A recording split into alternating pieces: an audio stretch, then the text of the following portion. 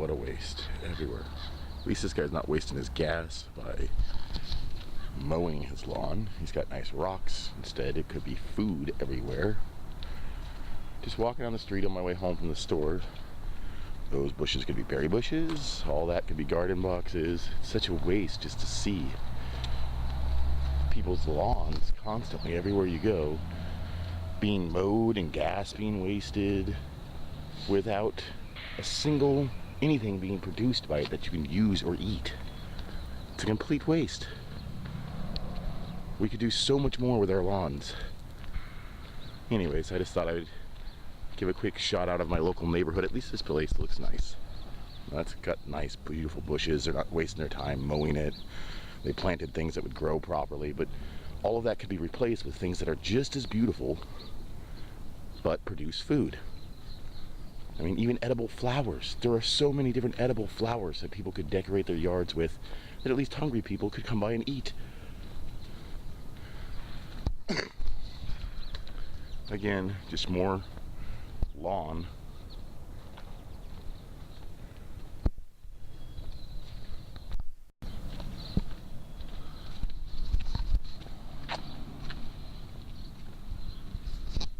You can now see Malibu Farms here on the corner. That's our big church building there. You can see what our yard looks like as I enter in. More people's yards here with just wasted grass growing, or ornamental bushes and flowers. Complete uselessness.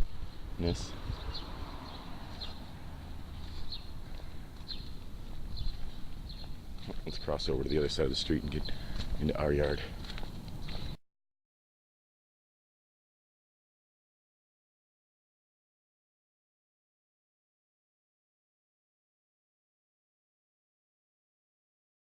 Alright, pull a little string and turn our yard. And we start off with the old beautiful artichokes,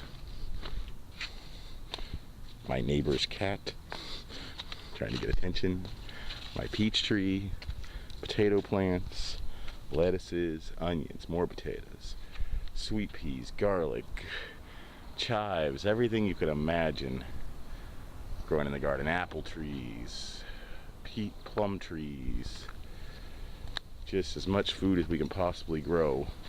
Now, it's true, we've got a bunch of it that we haven't yet cultivated. This area over here, you'll see some down this way where the lumber's at. But all this area where the lumber is piled up back here is because we're going to turn that into one giant 14 foot by 45 feet long by 12 feet high greenhouse. That's going to be our aquaponics station, where we're going to raise as much tilapia fish as we possibly can. It looks like our tayberries are starting to come in. I'll have to get over there and get some of those today.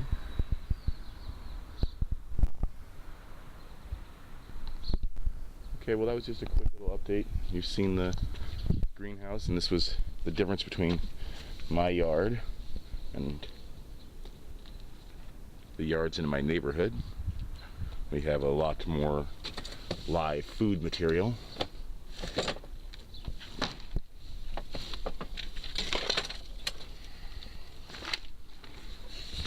Including the greenhouse that everybody's got to saw in a couple videos ago. This is our first greenhouse. It's a little tiny attempt. We'll be doing more. Altogether on the property, what we'd like to get done is 12 different small greenhouses like this one. See the baby bunnies. That way each one could be kind of set to its own climate zone. And we could be harvesting each month from a different greenhouse. Don't know if that theory is going to work or not. Just a complete daydream theory at this moment. I'm not, John Collard over at Growing Greens, an expert. I'm just a beginner like you guys. So there's our grapes, our artichokes. Got lots of them coming in. Doing really beautiful and good this year. We've already harvested 5 or 6 artichokes and had a big artichoke dip here. But I won't waste your time showing you a bunch of garden stuff you've already seen 100 times before. Just thought I would quickly give you a walk through the neighborhood and show you the grass versus garden boxes. If you haven't yet come to that realization, give up your lawn and grow some food. It's the only way to survive in this world anymore. It's the start of true freedom. First you have food freedom, then you have power freedom, getting yourself solar and wind and water and getting yourself off the grid. And then comes the rest of socially economic freedom. Look at that nice sweet pea. That's a nice little snack there. There's another good one. Look at the size of that one.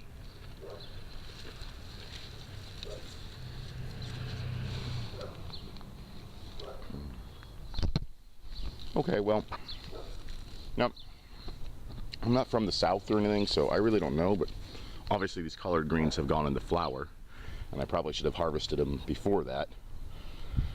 But if anybody knows anything about collard greens and recipes or what to do with them, let me know, because we planted about 6 of them. I honestly didn't eat a single piece of it because we didn't know what to do with it. I'm assuming you just treat it like you do cabbage or broccoli, a little bit of butter, a little bit of garlic, or eat it raw if that's your thing. I'm personally unhealthy and love to have garlic butter with almost every vegetable. Here's our kohlrabi I'm coming to check on. That could be another question for YouTubers out there. Is that big enough to harvest? Because I've never had kohlrabi either. So I know that this is, as far as I understand, this bulb down here is what we're looking to harvest. And I don't know how big they should be. Got a few of them in here. Those ones are obviously smaller than this nice big one here. I've had some of this leaf already and it turned out really good, just with, as I said, butter and garlic, like I like everything. Another one that's interesting, if anybody knows anything about the mango plant, friend of the farm here gave us this beet-like thing that's called a mangle. We've got a couple of them growing up. And look at that grass that needs to be pulled out of there. There we go. That mangle. Hopefully somebody out there on YouTube will know about them and when to harvest them, how long they should grow, things like that. I was told a lot of stuff that just was too wonderful to be true, like that they could stay in the ground for 5 years without getting woody. That doesn't seem very logical, but if it is, it's wonderful. Our rainbow chard, and you'll notice as you go around, you'll notice that we have potatoes in almost every box, and that's because a wise gardener told me eat or grow what you like to eat, and we like to eat potatoes. So while we do grow a wide variety, wide variety of different varieties of broccolis and cabbages and onions and garlic and lettuces and other sweet greens, in each box we try to do at least one potato plant. You'll see, let's see, here's some small potatoes growing in underneath this cabbage here, some more in there, kind of using that square inch method of gardening, trying to mimic what nature does by throwing as much stuff in there as possible. Another really good method of thumb that we do is we try to put in every box something that you eat the leaves of it, something that you eat the root of it, and something that you eat that produces, like a tomato or in this box over here we have our cauliflower that we can harvest off and eat that, as this has already kind of gone to a little bit too much of flowering. Should have got it when it was a big ball, but personally I like the stalk as much as I like the head. I think that's kind of just me though. So anyways, if you grow one root, one harvest, and one leaf, it seems to me that that's been the best, just by my experience, for each garden box that we've gotten. Like as you see, these ones here are just nothing but root vegetables, and they're doing okay. All this garlic here, but not as good as this box, which is just thriving because it's following that companion planting, where one plant helps out another plant. Okay, well, as I said, this is Carl from Malibu Farms. Look, we got a little baby fennel coming up in here. fennel is really wonderful. And there's an interesting fact. Fennel seed is not actually the seed of the plant. It's actually the nut of the plant, and it's an American misconception. In other countries, they call it fennel nut. And that fennel actually reproduces itself by bulbs growing at the base of the roots. And I have a huge bag of them from one of the plants we gathered up already here and transplanted. You can see this is a bunch of our cabbage seed. Now, we don't always harvest every piece of seed because it just takes us way too much time when we grow this much. So what we do is we'll release them into a box here, and you can see that little piece of seed there, and that little piece of seed will naturally fall down in this dirt, and this whole box in a couple months we'll lift all these up off the top here, and on below it we'll have tons of little tiny starts that we're able to transplant into other boxes. So it's just a way of letting nature do what nature does. You don't always have to gather every seed up, put it in a little baggie, dry it out, and then go and plant it in a little start pot. Take that little start pot and transfer it later. Just let nature do what it does. Throw the plant on a nice piece of soil, cover it up so it's nice and cool and dark, and let it grow. Same as you would in your house. Here's our cilantro plants growing up to flower. So we'll get new seed.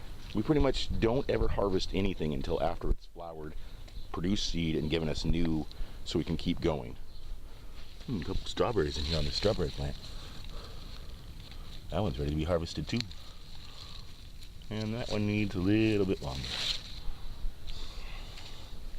Alright, thank you guys for joining me. I hope this has been a little more in-depth educational on what Manabu Farms is about and how we do things around here.